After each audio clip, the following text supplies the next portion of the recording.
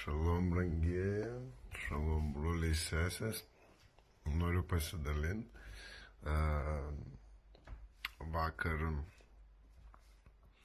Vakar važiavom su tėveliu iš Šiaulius,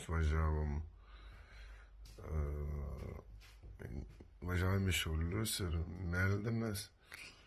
meldėmės per autostradą važiuodami ir kada pasukom kryžkalnį link Šiaulių,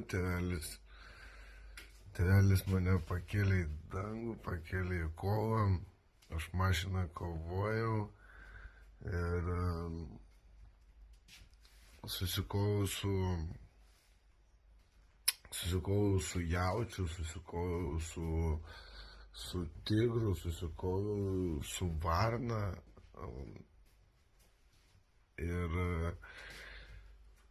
kovą turėjau superinę, koviaus tikrai nuostabiai, patiko šitą kovą, nes supratau, kad tai teritoriniai, ten stovėjo teritoriniai.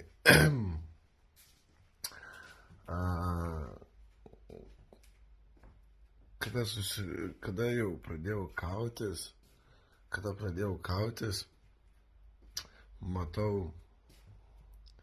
matau danguje skrendantį erelį, didžiulį erelį. Ir jis toks pilnas, toks visas ugninis, švytintis visas, wow, wow.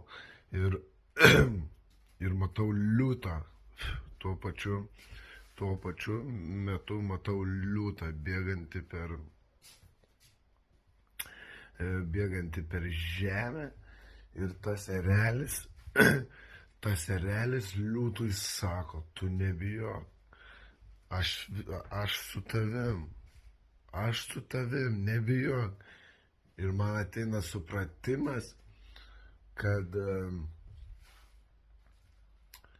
aš liūtas bėgu per žemę, o tėvelis, Lauras, dvasinis mūsų tėvelis, skrenda ore, tas erelis skrenda ore ir visą laiką apsaugoja, visada mane saugojo, kur nesvarbu su kuo besusikaučiau, ką besutikčiau, su kuo aš kovoju, visada jis šalia mūsų, visada jis šalia manęs buvo, per tas kovas, per tą kelionę, visada buvo šalia. Ir kada aš jau sugrįžau, sako tėvelis, aš mačiau, sako, mus skriejančius, sako,